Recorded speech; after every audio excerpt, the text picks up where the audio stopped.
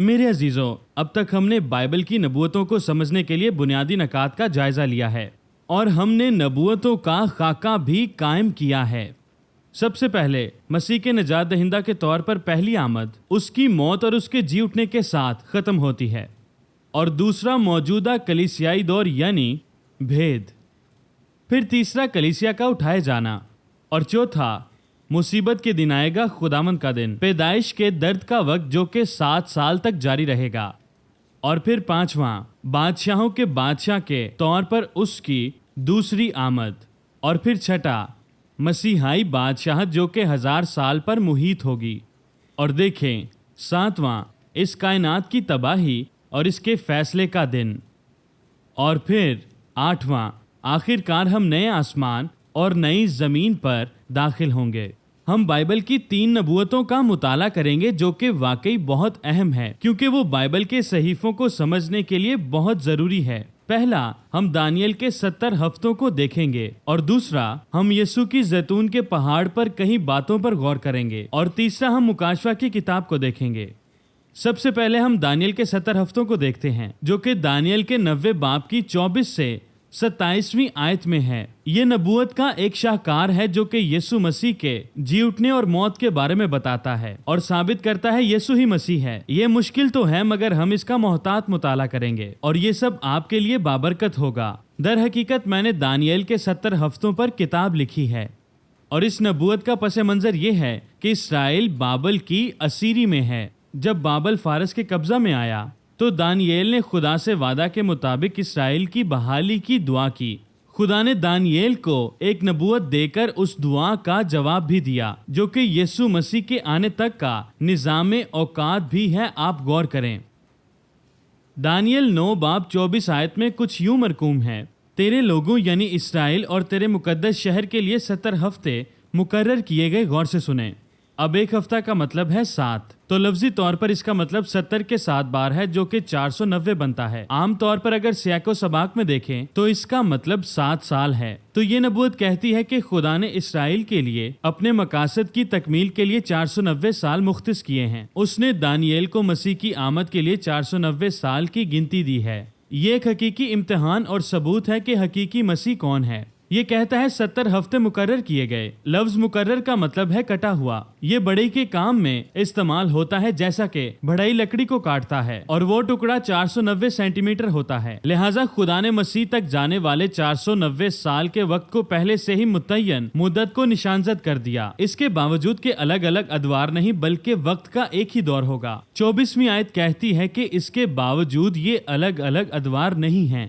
بلکہ وقت کا ایک ہی دور ہوگا جسے نامعلوم وقفہ سے الگ کیا گیا ہے، یعنی یہ 490 سینٹی میٹر کی لکڑی کا ایک ہی ٹکڑا ہوگا۔ یہ 3 ٹکڑوں پر مشتمل نہ ہوگا بلکہ ایک ہی ٹکڑا ہوگا۔ اور پھر یہ نبوت ہمیں 6 چیزیں بتاتی ہے جو کہ مسیح ان 490 سالوں تک آخر میں کرے گا۔ یہ فطری طور پر خدا کی 2 آمدوں سے مطابقت رکھنے والی 3 ایک جیسی چیزوں کے 2 حصے ہیں۔ پہلی دکھ اٹھانے والے مسیحا اور پھر بادشاہ کے طور پر جو کہ فتح مند بادشاہ ہے۔ پہلی 3 چیزیں بتاتی ہیں کہ وہ اٹھائے جانے والے مسیحا کے طور پر کیا کرے گا۔ دانیل 9 باب 24 آیت بتاتی ہے کہ 70 ہفتے قائم کیے گئے، پہلے خطا کاری کے خاتمہ کے لیے، دوسرا گناہوں کے خاتمے کے لیے، اور تیسرا بد کرداری کے خاتمہ کے لیے۔ تینوں چیزوں کا پہلا حصہ اس بات کی مکمل تفصیل ہے کہ یسوع مسیح کے مرنے اور اس کے جی اٹھنے کے وسیلے سے ہماری نجات کا کام ہوا۔ مسیح کے یہ 3 کارنامے انسان کے گناہ کے 3 درجوں کا جواب ہے۔ آپ غور کریں، سب سے پہلے ہمارے ذاتی گناہ ہیں، اور دوسرا فطرت کا گناہ ہے جو ہمیں آدم سے ملا ہے جس کی وجہ سے ہم گناہ کرتے ہیں، اور تیسرا اس سے بھی گہرا ہے، آدم میں گناہ کی ہماری قانونی حالت جو بصورت دیگر اصل گناہ کے طور پر جانا جاتا ہے۔ اور آدم کے بارے میں آپ جانتے ہیں کہ نسل انسانی کا سربراہ تھا، اور اس لیے جب آدم نے گناہ کیا تو ہم بھی گناہگار ہو گئے۔ اس کا گناہ ہم پر بھی عائد ہوا یا ہمارے گناہوں میں ڈالا گیا۔ اس کی مکمل وضاحت رومیو کے 5ویں باب کی 12 سے 21 آیات میں ملتی ہے۔ وہاں ہمیں یہ خوشخبری بھی ملتی ہے جب ہم یسوع مسیح کو سربراہ کے طور پر تسلیم کرتے ہیں تو اس سے سب کچھ بدل جاتا ہے، اور اس کے نتیجے میں کامل راست بازی ہمارے حصے میں آتی ہے کیونکہ مسیح ہم میں سکونت کرتا ہے۔ दानियल 9 बाब 24 आयत में 3 इजहार मौजूद हैं और मसीह का कफारा तीनों मसाइल का बंदोबस्त करेगा और इस तरह इंसान के कफारा के लिए कामिल बंदोबस्त करेगा।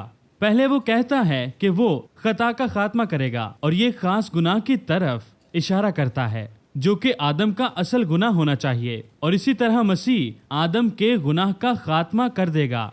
और दूसरा ये कहता है कि वो गुनाह का खात्मा कर देगा। इसका मतलब है कि वो हमारे तमाम जाती गुनाहों को अजीजो मिटा देगा। और तीसरा, वो बदकारी का कफारा अदा करेगा। लफ्ज बदकारी हमारी गुनाह की फितरत की तरफ इशारा करती है, तो वो हमें विरासत में मिलती है और वो हमें गुनाह से मुकम्मल छुटकारा दिलाएगा। नबूवत का कहना है कि यीशु मसीह 490 साल के आखिर तक ये कर लेगा और अगली 3 चीजें तब पूरी होंगी जब मसीह अपनी बादशाहत कायम करेगा। 24 आयत का अगला हिस्सा कहता है, सुने, यहाँ लिखा है, अब्दी रास्तबाजी कायम हो, रोया नबूवत पर मोहर हो और पाक तरीन मकाम ममसूक किया जाए। सबसे पहले अब्दी रास्तबाजी को लाना लफ्जी तौर पर रास्तबाजी को लाना है, जो कि मसीहाई बादशाहत का हवाला है। यीशु मसीह अपनी बादशाहत कायम करेगा।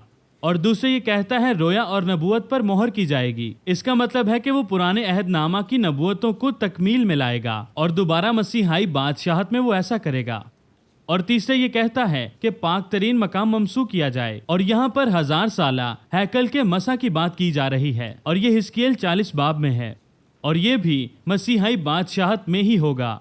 लिहाजा मसीह के दुखों और जलाल की नबूवतों के मुताबिक ये भी नबूवत है कि जब मसीह आएगा तो वो अपनी कुर्बानी के जरिए इसराइल को आजाद करेगा और फिर वो अपनी बादशाहत भी कायम करेगा, और ये 490 सालों के दरमियान होगा। और लिहाजा यीशु मसीह इन तमाम सालों में ये सब कुछ करेगा जो कि 490 सालों के दरमियान होगा। आप गौर करें, इस तरह नबूवत कह रही है कि तमाम चीजों के पूरा होने के लिए इसराइल के पास 490 साल तक का वक्त है। और अब फौरी तौर पर आपको एक मसला नजर आता है। यीशु ने पहले 3 को सही वक्त पर पूरा कर लिया है और बाकी 3 का अभी पूरा होना और जाहिर होना बाकी है। 490 सालों से ज्यादा तक का वक्त गुजर गया है। दानियल 9वें बाब की 25 आयत 400 सालों के इस मसीही गिनती का नुक्ता आगाज देती है और कहती है, बस तू मालूम कर और समझ ले कि यरूशलेम की बहाली और तरक्की का हुक्म सादिर होने से ममसूफ फरमानवा तक। बस जब इसने कहा कि मालूम कर और समझ ले, तो वो इशारा करता है कि आपको इस नबूवत का मुताला करना पड़ेगा। इसी तरह जब यीशु ने मत्ती 24वें बाब में नबूवत का हवाला दिया तो वो कहता है, पढ़ने वाला समझ ले। मसीह की आखिरी गिनती 25 आयत के मुताबिक शुरू होती है। ये यरूशलेम को एक शहर के तौर पर दोबारा तामीर करने और इसराइल के दरुल हुकूमत के तौर पर इसके हुकूमती इख्तियार को बहाल करने के फरमान से शुरू होती है। अब यहाँ 4 इम्कानात हैं, लेकिन एक ही तजवीज़ में पूरा बैठता है। मैंने अपनी किताबों में इसकी मुकम्मल वजाहत की है। दानियल के 70 हफ्ते और वक्त की कुंजियाँ। 70 हफ्तों के आगाज में पहला इम्कान दानियल की दुआ के फौरी बाद 537 कबल अज मसीह में साइरस का फरमान है। गौर करें, ताहम इस हुक्म नामे ने हैकल की तामीर नौ की सिर्फ इजाजत दी, इसमें यरूशलेम का जिक्र नहीं था। 70 हफ्तों के आगाज का दूसरा इम्कान 518 कबल अज मसीह में हुआ, जो डैरियस के फरमान के साथ था। ताहम इस फरमान में हैकल की तामीर के लिए साइरस के हुक्म नामे को दोबारा अमल में लाया गया। तीसरा इम्कान अजरा के 7वें साल में दिया गया, जो कि आर्टेक्सर्क्सीस का फरमान था, जो कि 458 कबल अज मसीह में दिया गया, और ये हमारे लिए मुकम्मल तौर पर अजरा के 7वें बाब में मरकूम है। कुछ ने इस हुक्मनामे को इन्हीं बुनियादों पर मुस्तरद कर दिया, जैसा कि उन्होंने कहा कि इसका इतलाक हैकल पर होता है। लेकिन अगरचे हैकल की खूबसूरती का फरमान एक बड़ा हिस्सा है, और देखें, इसके मुताले से पता चलता है कि ये दानियल की नबूवत के तकाजों पर बिल्कुल पूरा बैठता है।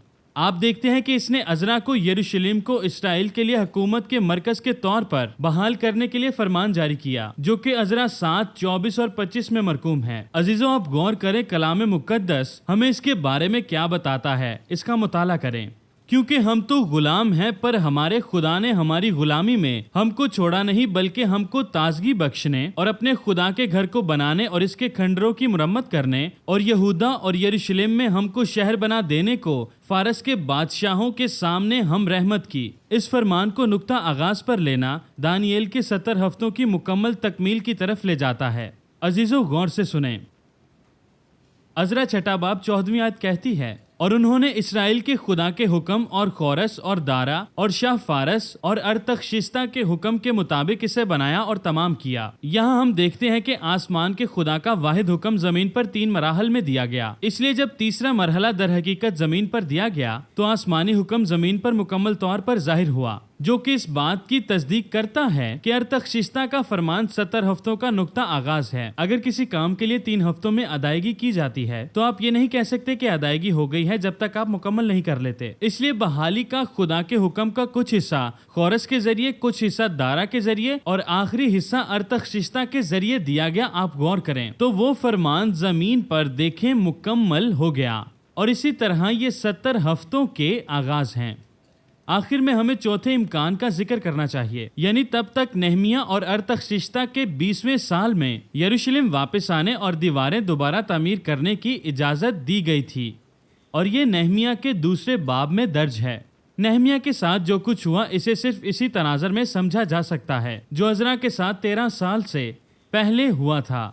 عزرا کے فرمان کی بنیاد پر انہوں نے یروشلم اور اس کی دیواروں کی تعمیر نو شروع کی، لیکن ان کے مقامی دشمنوں نے بادشاہ کو ان کو روکنے پر آمادہ کیا۔ جب عزرا چلا گیا تو نہمیہ نے یروشلم کو دوبارہ تعمیر کرنے کی امید کی، لیکن جب اسے خبر ملی کہ دیواریں ٹوٹ گئی ہیں تو وہ پریشان ہو گیا۔ خدا نے اس بادشاہ کو ساقی ہونے کی ذمہ داری بخشی اور اسے ایک عظیم بھروسے کا درجہ دیا۔ وہ بادشاہ کو زہر دینے سے روکنے کا ذمہ دار تھا۔ نہمیہ نے ارتخشستہ کے اصل فرمان کے مطابق واپس جانے اور دیوار کی دوبارہ تعمیر کرنے کی اجازت مانگی۔ اس طرح یہ کوئی نیا حکم نامہ نہیں تھا، بلکہ صرف نہمیہ کو ارتخشستہ کے اصل فرمان پر عمل درآمد کرنے کی اجازت دی گئی تھی۔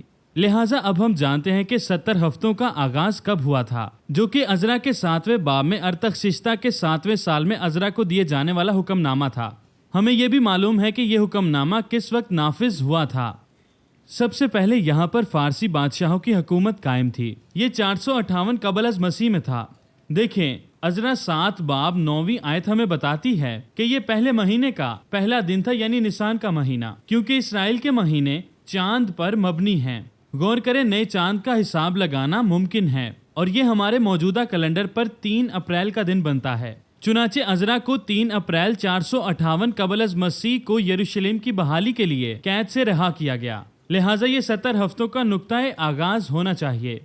آئیں فوری حساب لگاتے ہیں۔ 458 قبل از مسیح سے 490 سال آگے جائیں تو یہ آپ کو 33 عیسوی تک لے جاتا ہے۔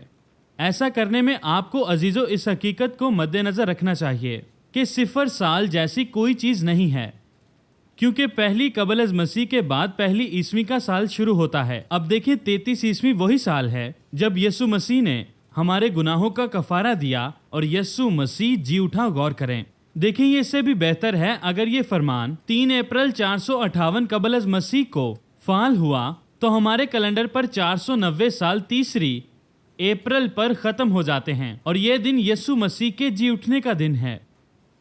یہ حیرت انگیز ثبوت دیتا ہے کہ یسوع ہی حقیقی مسیح ہے۔ یہ ہو سکتا ہے کہ آپ کو معلوم ہو کہ یسوع مسیح کب مرا اور کب جی اٹھا۔ وہ ہمارے فسح کے برہ کے طور پر نسان کی 14 تاریخ کی دوپہر کو مرا، جب فسح کے بروں کو ذبح کیا جاتا تھا۔ وہ تیسرے دن یعنی اتوار کو پہلے پھلوں کی تکمیل میں جی اٹھا۔ غور کریں، جو ہفتہ کے پہلے دن یعنی اتوار کو منائی جاتی تھی۔ اس طرح اسے اس سال میں مرنا تھا جب فسح نسان کی 14 تاریخ یعنی جمعہ کے دن ہو۔ یہودی مہینوں کے آغاز کا فلکیاتی اعتبار سے اندازہ لگایا جا سکتا ہے، کیونکہ وہ نئے چاند پر مبنی ہیں۔ اس معیار کو پورا کرنے والے صرف 2 سال 30 عیسوی اور 33 عیسوی ہیں۔ مزید بائبل عزیزو ہمیں 2 نشانات فراہم کرتی ہے۔ یہ دونوں ہی صلیب کے دن ہوئے، جن سے ہم جان سکتے ہیں کہ یہ صدی 33 عیسوی تھی۔ ہم جانتے ہیں کہ انجیل کے بیانات میں ہے کہ سورج مصلوبیت کے دن دوپہر کے وقت تاریک ہو گیا۔ یہ عموس 8 باب 9 آیت کی تکمیل ہے، جو کہتی ہے خداوند خدا فرماتا ہے اس روز آفتاب دوپہر ہی کو غروب ہو جائے گا اور میں روز روشن میں ہی زمین کو تاریک کروں گا۔ دیکھیں ہمارے پاس رومی مورخین کے ریکارڈ بھی ہیں جو اس مافوقل فطرت تاریکی کو ریکارڈ کرتے ہیں۔ ان میں سے ایک فلیگونس اولمپیاڈیز ہیں۔ یہ بھی تاریخ بتاتے ہیں۔ یہ کہتے ہیں 4تھے سال میں ایک ایسا بڑا سورج گرہن ہوا تھا جو پہلے کبھی نہ ہوا، کیونکہ دن کے تیسرے پہر کے وقت یعنی دوپہر دن رات میں بدل گیا اور آسمان پر ستارے نظر آئے اور زلزلہ آیا۔ یہ اصل میں 33 عیسوی کا ہے۔ دیکھیں پترس کے پیغام میں 7 ہفتوں کے بعد 35 کوس کے دن آسمان پر 2 نشانیوں کا ظاہر ہونا ایک انوکھے امتزاج کی طرف اشارہ کرتا ہے۔ وہ بات جو مافوق الفطرت قوت میں حال ہی میں پوری ہوئی تھی، جس کے بارے میں یوئیل نبی نے بھی نبوت کی تھی، اور اس نے اس بات کو ثابت کیا کہ یسوع ہی مسیح ہے۔ اعمال 2:16-17 میں پترس کہتا ہے، بلکہ یہ وہ بھی بات ہے جو یوئیل نبی کی معرفت بھی کہی گئی تھی۔ دیکھیں خدا فرماتا ہے کہ آخری دنوں میں ایسا ہوگا کہ میں اپنے روح میں سے ہر بشر پر ڈالوں گا، اور تمہارے بیٹے اور تمہاری بیٹیاں نبوت کریں گے اور تمہارے بڈھے خواب دیکھیں گے۔ 19 آیت میں مرقوم ہے، میں اوپر آسمان پر عجیب کام اور نیچے زمین پر نشانیاں یعنی خون اور آگ اور دھوئیں کا بادل دکھاؤں گا۔ 20ویں آیت میں آسمان میں ان نشانیوں کا بیان ہے۔ سورج تاریک اور چاند خون ہو جائے گا، پیشتر اس کے کہ خدا کا عظیم اور جلیل دن آئے۔ 21ویں آیت کہتی ہے، اور یوں ہوگا کہ جو کوئی خداوند کا نام لے گا نجات پائے گا۔ ہم عام طور پر صرف روح کے نزول پر توجہ کرتے ہیں، عزیزو غور کریں اس پر۔ یوئیل کے دوسرے باب میں 28ویں سے 32ویں آیات میں کچھ اس طرح سے مرقوم ہے۔ یہ اس کی نبوت کا حوالہ دیتا ہے، صرف روح القدس کے بارے میں نہیں، اور اس نے دعویٰ کیا کہ یہ سب حالیہ واقعات کے دوران ہوا ہے۔ ہم جانتے ہیں کہ پہلا نشان سورج کا تاریک ہونا تھا، جو دوپہر کے وقت ہوا جب یسوع مسیح صلیب پر مصلوب ہوا۔ یہ مافوق الفطرت نشانی تھی، اور ایک نشانی کے طور پر ہی اس نے نمائندگی بھی کی، جو کہ تمام واقعات کی تصویر فراہم کرتی ہے، جو کہ ہماری توجہ حاصل کرتی ہے اور اصل معنی کو بھی ظاہر کرتی ہے۔ صلیب پر 3 گھنٹوں کے درمیان یسوع نے اپنے آپ کو خدا کے لیے سوختنی قربانی کے طور پر باپ کے سامنے پیش کیا تھا۔ اس نے خود کو پیش کیا تاکہ ہم حاصل کر سکیں۔ لوکا اس کا 23 باب 44 آیت بتاتی ہے کہ 6 گھنٹے یعنی دوپہر سے لے کر تیسرے پہر تک یعنی 3 بجے کے وقت تمام ملک میں اندھیرا چھایا رہا، کیونکہ سورج تاریک ہو گیا تھا، اور اس اندھیرے میں خداوند نے پکارا، اے میرے خدا تو نے مجھے کیوں چھوڑ دیا؟ آپ دیکھتے ہیں دوپہر سے 3 بجے تک جب وہ مر گیا تو یسوع مسیح نے ہمارے تمام گناہ اپنے اوپر اٹھا لیے، اور وہ ہمارے گناہوں کی خاطر قربانی بن گیا۔ غور کریں، خدا نے سورج کو تاریک کر کے اس بات کا اعلان کر دیا کہ صلیب پر یسوع مسیح کے ساتھ کیا ہو رہا تھا۔ باپ نے بیٹے کو قربان ہونے کے لیے پیش کر دیا۔ غور کریں، یسوع مسیح نے ہمارے گناہوں کی گندگی کو اپنے اوپر اٹھا لیا، اس لیے دوپہر کے وقت سورج کو تاریک کر دیا گیا، جو اس حقیقت کو ظاہر کرتا ہے کہ خدا کے بیٹے نے اپنی راست بازی کا سرپوش نسل انسانی کو عطا کر دیا۔ چونکہ ہم جانتے ہیں کہ پہلی نشانی 33 عیسوی میں صلیب کے دن پوری ہوئی تھی، اسی طرح چاند کا خون میں بدلنا بھی پورا ہوا تھا۔ آپ دیکھتے ہیں کہ چاند کا خون میں تبدیل ہو جانا چاند گرہن کے لیے ایک معیاری زبان ہے، جب زمین کا سایہ چاند کو سرخ بنا دیتا ہے، اور دیکھیں اگر فضا آلودہ ہو تو اس کا لال رنگ بڑھ جاتا ہے، جیسے کہ صلیب کے دن ہوا تھا۔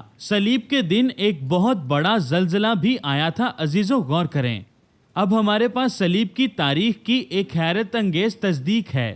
33 عیسوی میں فسح کے روز، جو گریگورین کیلنڈر پر 1 اپریل جمعہ کا دن ہے، اسی روز جب پورا چاند افق پر طلوع ہوا، آپ غور کریں تو یہ یروشلم سے نظر آنے والا عزیزو چاند گرہن تھا، اور یہ فلکیاتی طور پر ثابت ہو چکا ہے۔ اسی لیے انہوں نے ایک خونی سرخ چاند کو اس سے پہلے ہونے والے مافوق الفطرت اندھیرے کے ساتھ دیکھا ہوگا۔ اس دن اس خونی چاند نے بہت سے لوگوں کو یقین دلایا ہوگا۔ یہ شاندار بات ہے کہ چند دن بعد پترس کو ان کو قائل کرنے کی ضرورت نہیں تھی کہ یہ نشانیاں پوری ہو چکی ہیں۔ اب 26 سے 36 عیسوی کے درمیان کبھی بھی چاند گرہن نہیں ہوا۔ غور کریں، اس لیے ہمارے پاس بائبل اور فلکیاتی ثبوت موجود ہیں کہ یسوع مسیح کا مرنا جمعہ کے روز 1 اپریل میں 33 عیسوی کو ہوا، اور وہ 3 اپریل بروز اتوار دانیل کے 70 ہفتے کے آغاز کے بعد ٹھیک 490 سال کے بعد جی اٹھا۔ تو چاند کے خون میں بدلنے کا کیا مطلب ہے؟ سورج یسوع مسیح کی روشنی کی نمائندگی کرتا ہے، اور دیکھیں چاند خدا کے لوگوں کی نمائندگی کرتا ہے جو سورج کی روشنی سے چمکتے ہیں۔ خون میں ڈھکا ہوا چاند خدا کے لوگوں کی نمائندگی کرتا ہے جو کہ اس کے خون کے وسیلے ڈھکے ہوئے ہیں۔ اس دن کے واقعات کا تصور کریں۔ پہلے سورج اندھیرے سے ڈھکا ہوا تھا اور یہ اعلان کر رہا تھا کہ راست بازی کا بیٹا ہمارے گناہوں کو اٹھا لے گا۔ پھر اس نے اعلان کیا کہ تمام ہوا، جس کا مطلب ہے اس نے پوری قیمت ادا کر دی ہے۔ اس نے اپنے قیمتی خون سے ہماری پوری قیمت ادا کی ہے۔ اس کا بہتا خون اس بات کی نشانی ہے کہ باپ کا منصوبہ پورا ہوا ہے۔ زمین پر دوسری نشانی اس وقت پوری ہوئی جب زلزلے نے پوری زمین کو ہلا دیا، جس سے ہوا میں گرد و غبار اٹھی اور وہ دھوئیں کے بخارات میں بدل گئی، جس کی یوئیل نبی نے نبوت کی تھی۔ ہو سکتا ہے کہ دوپہر کے اندھیرے کے دوران سب کے پاس اپنا اپنا چراغ ہو اور وہ کھانا پکانے اور گرم رہنے کے لیے آگ بھی جلا رہے ہوں۔ اس لیے یسوع مسیح کی موت پر جو عظیم زلزلہ آیا، اس سے بہت سی آگ بھڑکی، اور اسی طرح سے یوئیل کی نبوت کے مطابق تمام نشانیاں بھی پوری ہوئیں، اور سورج کے غروب ہونے سے پہلے اسے دفن کیا گیا، اور پھر سورج کے غروب ہونے کے فوراً بعد پورا چاند افق پر طلوع ہوا، اور یہ بےحد خون جیسا سرخ چاند گرہن ہوا۔ اسی طرح چاند خون سے ڈھکا ہوا دکھائی دیا، جو اس بات کی نشاندہی ہے کہ یسوع مسیح کا خون ہمیں اور ہمارے گناہوں کو ڈھانپے ہوئے ہے۔ ہم جانتے ہیں کہ پطرس کیوں 50 دن بعد اٹھ کھڑا ہوا اور کیوں وہ اعلان کرتا ہے کہ یوئیل کی نبوت پوری ہو چکی، اور اس کا لوگوں پر زبردست اثر کیوں ہوا۔ یوئیل نے 3 منفرد واقعات کی نبوت کی تھی جو خداوند یسوع کے آنے کے سلسلے میں پیش آئی تھی۔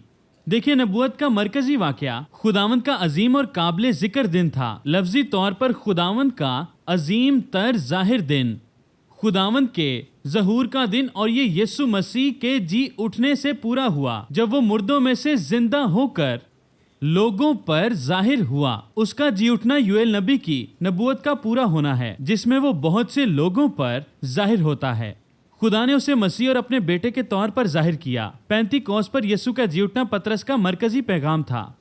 یوئیل کی نبوت نے کہا کہ مسیح کے ظہور کے دن کے آنے سے پہلے سورج تاریکی میں بدل جائے گا اور چاند خون بن جائے گا، اور ہم نے دیکھا ہے کہ 2 دن پہلے یعنی صلیب کے دن یہ کیسے ہوا۔ اور جو لوگ پطرس کو سن رہے ہوں گے وہ یہ جانتے ہوں گے کہ یوئیل کی نبوت یہ بھی کہتی ہے کہ اس عظیم دن کے بعد پاک روح لوگوں پر نازل بھی ہوگا۔ یوئیل 2 باب 28 آیت، اس کے بعد میں ہر بشر پر اپنی روح نازل کروں گا۔ یہ مسیح کے ظہور کے دن کے بعد ہوا۔ اب پطرس اس بات کا اس طرح ترجمہ کرتا ہے کہ آخری دنوں میں، اور اسے یہی کہنا چاہیے کیونکہ وہ جانتا تھا کہ آخری دن یسوع مسیح کے جی اٹھنے سے شروع ہوئے ہیں، اور یہی عظیم اور قابل ذکر دن ہے۔ غور کریں، پرانے عہد نامہ میں پاک روح چنندہ لوگوں پر نازل کیا جاتا تھا، لیکن یوئیل کو نئے عہد کا انتظار تھا جو مسیح کی موت اور اس کے جی اٹھنے سے آنا تھا۔ غور کریں، جس میں پاک روح آزادانہ طور پر سب کے لیے میسر کیا جانا تھا، تاکہ وہ سب جو خداوند کو مانتے ہیں نجات پائیں اور پاک روح حاصل کریں۔ اس لیے پطرس یہ بتا رہا تھا کہ یوئیل کی نبوت کے ذریعے 3 واقعات ہوئے ہیں، اور وہ تینوں یسوع کے ساتھ جڑے ہیں اور بالکل صحیح ترتیب میں رونما ہوئے ہیں۔ سب سے پہلے صلیب کے دن کے واقعات تھے، آسمان پر نظر آنے والی نشانیاں، اور پھر 2 دن بعد خدا کا عظیم منشور کا دن تھا، جب مسیح ہماری نجات کو مکمل کر کے تیسرے دن مردوں میں سے جی اٹھا۔ اور تیسرا، نئے عہد نامہ کے مطابق سب پر پاک روح کا نزول، جو ان کی آنکھوں کے سامنے ہو رہا تھا جب پاک روح پینتیکوست کے دن نازل ہو رہا تھا۔ اسی طرح پطرس نے ظاہر کیا کہ یسوع ہی مسیح ہے، اور پینتیکوست کے دن پاک روح کا نزول یوئیل نبی کی نبوت کی تکمیل ہے۔ اس لیے پاک روح سب کے لیے دستیاب ہے، کیونکہ جو کوئی خداوند کا نام لیتا ہے وہ نجات پاتا ہے۔ دوسرے لفظوں میں پاک روح سب لوگوں کو فراہم کیا گیا ہے، جسے آسمان پر اٹھائے جانے والے مسیح کے ذریعے بھیجا گیا۔ جو لوگ ایمان سے مانگتے ہیں وہ اسے حاصل بھی کرتے ہیں۔ جو بھی پاک روح کو مانگتا ہے اسے ملتا ہے۔ لہٰذا ہم سمجھ سکتے ہیں کہ پطرس نے اپنا پیغام اعمال 2 باب 22 سے 39 آیات میں دیکھیں درجہ ذیل طریقے سے کیوں ختم کیا۔ آپ غور کریں کہ یسوع مسیح نے اپنی موت اور اپنے جی اٹھنے اور اپنے اٹھائے جانے کے ذریعے یوئیل کی نبوت کو پورا کیا ہے۔ یہاں مرقوم ہے، اسی یسوع کو خدا نے جلایا جس کے ہم گواہ ہیں، پس خدا کے داہنے ہاتھ سے سر بلند ہو کر اور باپ سے وہ روح القدس حاصل کر کے جس کا وعدہ کیا گیا تھا، اس نے یہ حاصل کیا، اس نے یہ نازل کیا جو تم سیکھتے اور جو تم سنتے ہو۔ پس اسرائیل کا سارا گھرانہ یقین سے جان لے کہ خدا نے اسی یسوع کو جس یسوع کو تم نے مصلوب کیا، کیا خداوند بھی کیا اور مسیح بھی۔ پھر آپ غور کریں 38 اور 39 آیت میں وہ کہتا ہے، توبہ کرو اور تم میں سے ہر ایک گناہوں کی معافی کے لیے यीशु मसीह के नाम पर बपतिस्मा ले तो तुम पाक रूह इनाम में पाओगे, इसलिए कि ये वादा तुम और तुम्हारी औलाद और उन सब दूर के लोगों से भी है जिनको खुदावंद हमारा खुदा अपने पास बुलाएगा। गौर करें, रूह का तोहफा जो कि जुबानों में जाहिर होता है अब मसीहा के तमाम ईमानदारों के लिए आजादाना तौर पर दस्तयाब है, क्योंकि जी उठने वाले मसीह ने यूएल की नबूवत को पूरा किया और तमाम लोगों पर पाक रूह को उंडेला गया। ये सब कुछ जाहिर करता है कि यीशु इतवार को जी उठा। गौर करें, ये इस बात की वजाहत करता है कि यीशु मसीह इतवार के रोज जी उठा, यानी 33 ईस्वी को, जो कि 3 अप्रैल 458 कबल अज़ मसीह से बिल्कुल 490 साल बाद, जो कि दानियल के 70 हफ्तों का तकमील वक्त है। दूसरे लफ्जों में, अपनी मौत और जी उठने के सबब से अपने यीशु होने का सबूत दानियल 9 बाब 24 आयत के पहले 3 मसीह के कामों का पूरा होना। आइए देखते हैं एक बार फिर। सुने, 70 हफ्ते यानी 490 साल मुकर्रर किए गए। पहले खताकारी का खात्मा और दूसरा गुनाहों का खात्मा और तीसरा बदकिरदारी का खात्मा और यीशु का अपने खून में नए अहद को कायम करना, जो नजात की नबूवत के पहलू को पूरा करता है और जो एक तरह से हमारी नजात की जमानत भी बनता है। गौर करें, जिसका खुलासा दानियल 9 बाब 24 आयत में बकिया मसीहाई कारनामों से किया जाता है। सुने, ताहम खुदा इन पेशरफ्तों से परेशान नहीं, बल्कि उसको इसकी तवक्को थी। दर हकीकत 70 हफ्तों का 25वीं आयत पर ख़त्म ना होना की वजह यह है कि 26 और 27 आयत को इस बात की वजाहत करने की ज़रूरत थी कि इस पेचीदगी का नतीजा क्या होगा। जब हम अपना मुताला जारी रखेंगे तो हम मजीद दरियाफ्त कर पाएंगे। दानियल 9 बाब 24 आयत अब भी इसराइल के वक्त के मुताबिक 490 साल से पहले वक्त पर पूरी हो जाएगी। अजीजों, गौर करें, लिहाजा अभी हमने 70 हफ्तों की नबूवतों के तमाम मसाइल को हल नहीं किया है, जो कि यीशु मसीह के जरिए पूरा हुआ था। ये हमारे लिए तस्कीन का जरिया है और हम इससे मजीद सीखते रहेंगे। आप हमारे साथ रहें।